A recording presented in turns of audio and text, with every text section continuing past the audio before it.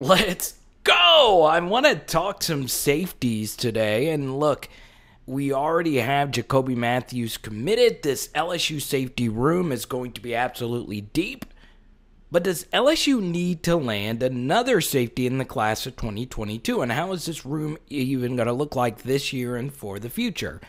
But before we get into that, let's do a little exercise here. I want you to look at these three individuals right in front of you, and I want you to tell me which one of these young men is an 8th grader. Yes, one of these players is currently an 8th grade recruit participating with these other two guys that are a senior in high school, and one's actually a JUCO player. So is it option number 1 to your far left? Is it option number 2 to your guy in the middle? Or is it option number 3 to the far right?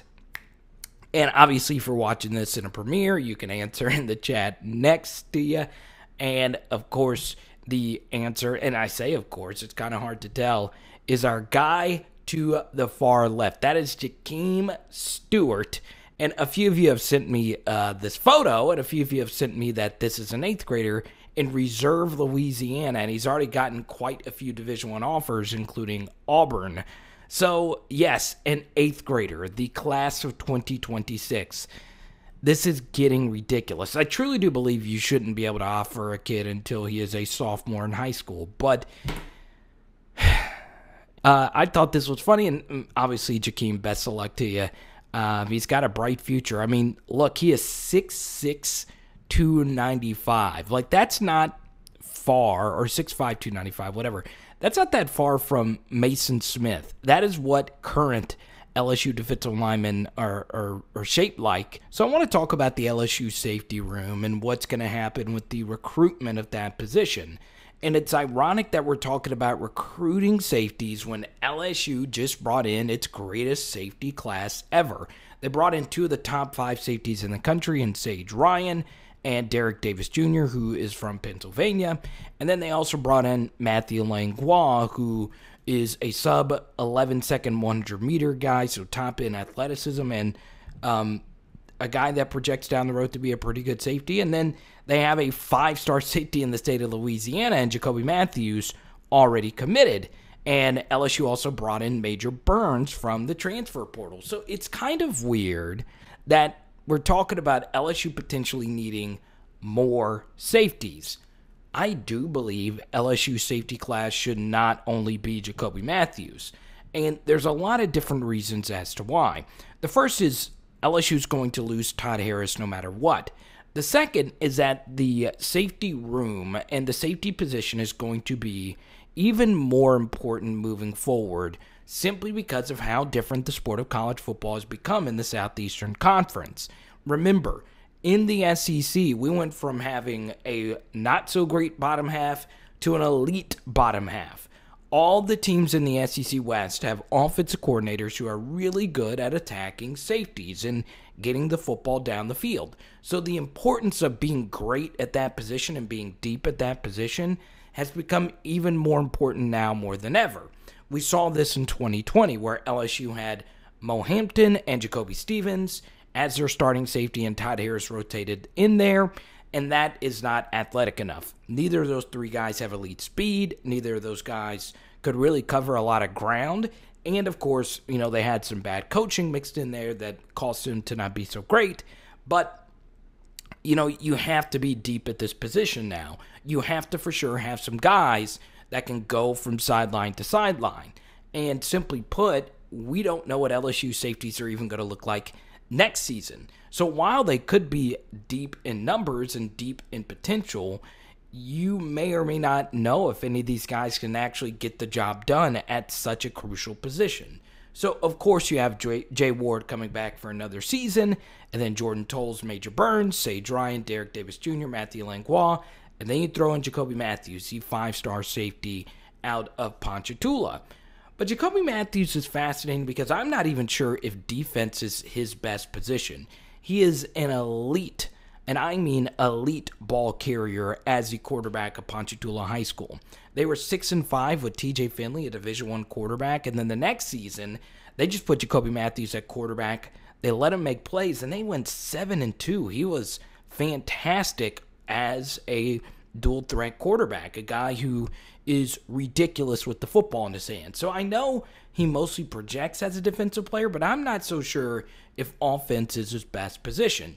And with that said, I'm not so sure if he's necessarily a deep safety, more of a box safety hybrid linebacker type, more so in the mold of a Mike Jones and a Chad Jones per se. So, JACOBY Matthews, I would prefer him playing a box safety or just a linebacker type, and then eventually in this class addressing the deep safety position with someone else. And there's some good news. LSU has some elite out-of-state safeties they're going after, some of which have already visited, some of which will be visiting hopefully in the next month. These are 4 names that are rumored to be interested in LSU. KAMARI Wilson, the 5-star safety, probably the best safety in this class out of IMG Academy, which of course has been really good to LSU with Grant Delpit, Elias Ricks, and so on and so on. So, KAMARI Wilson, kind of a pipe dream, but he can be that deep safety that would pair very nicely with JACOBY Matthews down the road, or Sage Ryan, or Langlois, or Derek Davis Jr. And then Azariah Thomas is listed as an athlete. Some see him as a safety. Azariah Thomas will be making a visit. I know he's really excited about that out of Florida. And Chris Graves is also out of Florida. Some see him as a corner. Others see him as a safety. But he is a defensive back that could potentially become a nickel. So you look, LSU is still looking to load up on safeties and defensive backs in general. And safeties, whenever you're recruiting them, it kind of coincides with the nickel because some safeties or corners transition to playing the nickel. So we'll see what happens with Chris Graves and whoever else as far as who plays where in the LSU secondary. And then you have once LSU commit Bryce Anderson, who, like our guy JACOBY Matthews, plays quarterback at the high school level. Bryce Anderson is faster. He probably fits the deep safety mold just a little bit more. And this is someone Durante Jones really wants. Bryce Anderson was once committed to LSU. He decommitted after, of course, the Bo Pelini change. Does LSU still have a shot at Bryce Anderson? Who knows? But still, Bryce Anderson is an elite safety prospect out of Texas that LSU is very interested in. And then you bring in the next highest rated Louisiana safeties. And that, of course, is Kendrick Law, who is listed as an athlete. Once again, it's kind of one of those things. Some people view him more as an offensive player, and some people view him more as a defensive back. I think he plays offense, but still he has, of course, the athleticism and the football IQ to play that, to play both sides of the football. And Jordan Allen is going to be one of the most interesting Louisiana prospects in the cycle simply because Jordan Allen is very much loved by the viewers of this channel. He is the 3-star Louisiana mold that we all cheer for on this channel. Also, Jordan Allen is really close to LaTerrence Welch, who, of course, is already committed to LSU as a 4-star corner. Jordan Allen, of course, plays for Louisiana Bootleggers.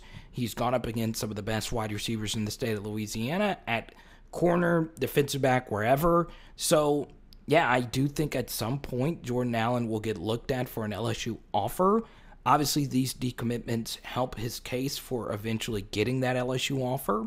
But, as of right now, he doesn't have it, and we'll see if that changes his recruitment because there's a lot of Division I schools like Miami and Louisville that are really after him right now. So, yeah, keep in mind that you can never have enough defensive backs at this juncture in the sport of college football simply because you can't get deep enough there. I'm dead serious. There are so many freaking good play callers in the SEC that get your defensive backs out in the space. And if you don't have the athletes to cover those guys in space, or if you get an injury at one of these safety positions, it can get a little scary. And, that's why you got to keep getting as many DBs as you possibly can. So while, yes, LSU's safety recruitment has honestly never been better considering all the elite 4- and 5-star safeties they've gotten in the past 6 or 7 months in the class of 2021 and 2022, it's still far from done. You've got to keep building, and Durante Jones knows this, Ed Orgeron knows it, and I think a lot of you know it, considering how difficult this position could be to someone that doesn't have the foot speed to play it. So as of right now, I am fine with JACOBY Matthews being the only safety, in that LSU is fine with it right now. But I would feel a lot better if LSU addresses the safety position one more time in 2022. And always, of course, you can get a good safety in the portal. That's a position that some other teams have addressed in the portal. But more often than not, when you think of the great LSU defensive backs, most of them were high school recruits. So that's another reason why LSU is really focusing in on recruiting some other out-of-state safeties to potentially fill that need. So let me know in the comment section what you think about the LSU safety room. As always, these videos are a ton of fun, but if you want to keep this party moving, there are some videos floating in front of your face right now. It is Power Hour LSU. Boom! I think we're doing salads tonight. Let's go!